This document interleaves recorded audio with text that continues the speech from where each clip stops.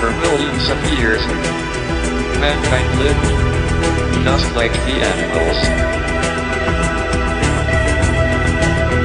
Then something happened, which unleashed the power of our imagination.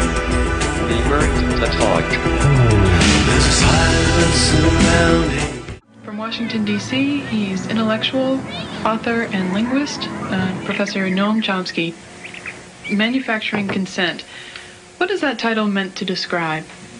Well, the title is actually borrowed from a book by Walter Lippmann, in which he described what he called the manufacture of consent as a revolution in the practice of democracy. What it amounts to is a technique of control. That rationality belongs to the cool observer, but because of the stupidity of the average man, he follows not reason but faith. Okay, let's pause right there, because I think that's a worthwhile point to make. You know, tying in a lot of his ideas with you know, why these kinds of discussions are relevant to atheism, and that is that you can really only discuss what impacts us as a culture, as a civilization, as a country with political influence, through rational discourse, through critical thinking, through trying to examine all sides of an issue, seeing which is best supported by available evidence. Religion and supernaturalism promoting faith and promoting the acceptance of authoritarianism through faith can in fact be destructive in that regard, because of course what it leads to is just complacent believers believing what they're told, who has his faith, that he has his God, who has higher laws, that he doesn't have to be part of this big community, that he can in fact pass judgment. You know, he has this right to do this, pass judgment on his fellow citizens, because, you know, he has a faith-based position, not a rational one, you know, his invisible friend is up there telling him what to do and making it all okay. And so it's very, very important that, you know, that's a very worthwhile point I think he brings up. Noam Chomsky's most negative comments in response to the documentary is what he said about sports coverage in our news. And he feels that it's used to kind of dumb down and make people uncritical, basically putting their analytical thinking tools towards something that isn't really that important in terms of current events. So getting people to care about trivial things more, and so that they aren't paying attention to the important things. Right. Yeah, so it's like if everyone out there, if everyone in America, right, is so worried about, oh no, Ben Affleck and Jennifer Lopez broke up again. Oh dear. You know, if they're all thinking about that, then maybe they're not thinking about, you know, like, you know, the expansions to the Patriot Act that the Bush administration is sneaking under the door and stuff like that. Let's just hear what Professor Chomsky has to say about sports coverage. Are we keyed up to that next bit? The naive might think that indoctrination is inconsistent with democracy. Rather, as this whole line of thinkers observes, it's the essence of democracy. The point is that in a military state or a feudal state or what we would nowadays call a totalitarian state, it doesn't much matter what people think, because you've got a bludgeon over their head and you can control what they do. But when the state loses the bludgeon, when you can't control people by force, and when the voice of the people can be heard, you have this problem. It may make people so curious and so arrogant that they don't have the humility to submit to a civil rule, and therefore you have to control what people think.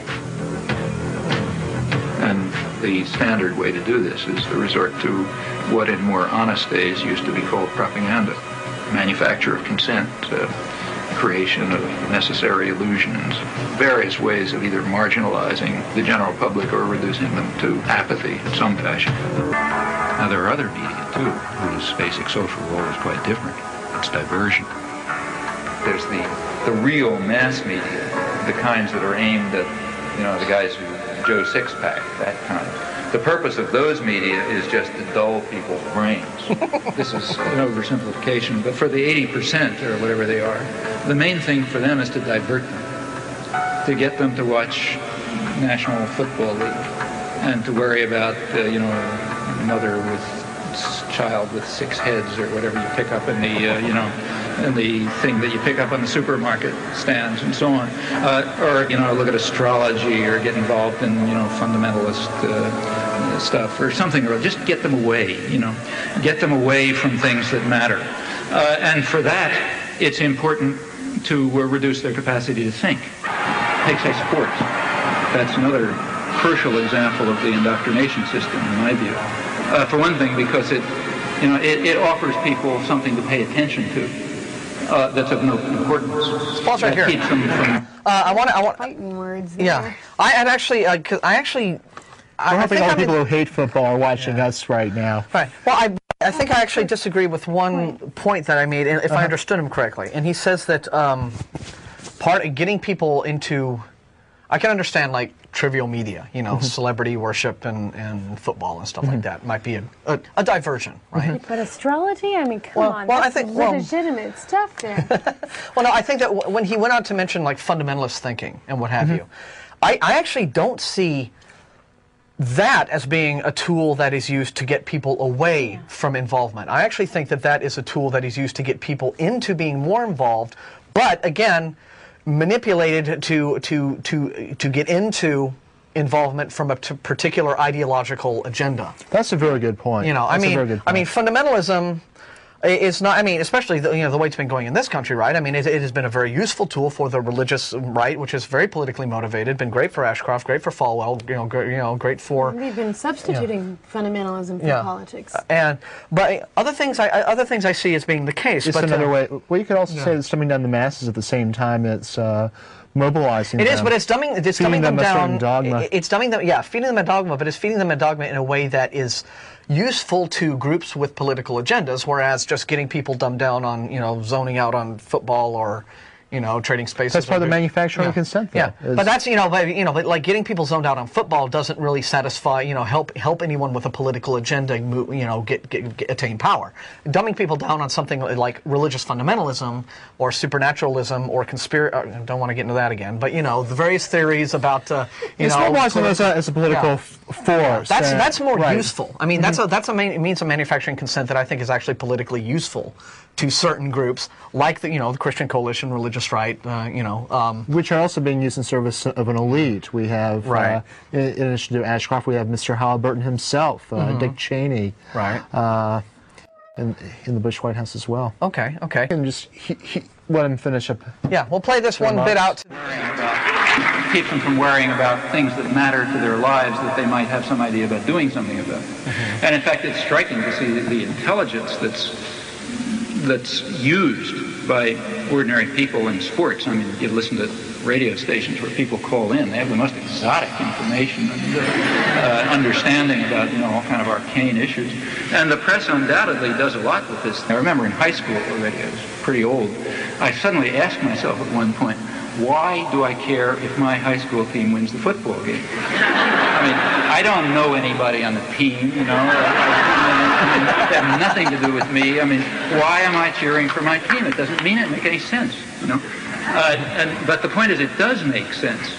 It's a way of building up irrational attitudes of submission to authority and, group cohesion behind leadership elements. In fact, it's training in irrational jingoism. Okay, let's pause here. That's also... Yeah, again, just to, play devil's advocate here. I mean, sometimes a cigar is just a cigar, right? Right. I mean, there's nothing wrong with, if people find football games are entertaining, if it's entertainment, okay, fine. It's not necessarily always about, it's not some nefarious movement to dumb down the public with high school football games. I don't know that that's necessarily always the case. There's a lot of media out there that is geared towards really, really trivial, stupid stuff. A lot of times they'll talk about manufacturing. They'll manufacture stories. They'll have these pseudo stories about some important issue, right? There's nothing that really has any bearing to Joe Blow from Idaho sitting there living in his living room. I mean, it doesn't really have anything specific to do with him, but he's being told that he should really, really care about some sort of obscure social issue happening to folks across the country. And maybe this can be a good example of that kind of distraction. The content of this video is produced by the Atheist Community of Austin, a nonprofit educational organization promoting positive atheism and the separation of church and state. If you enjoyed this content and are willing and able to provide a donation, please visit the website below.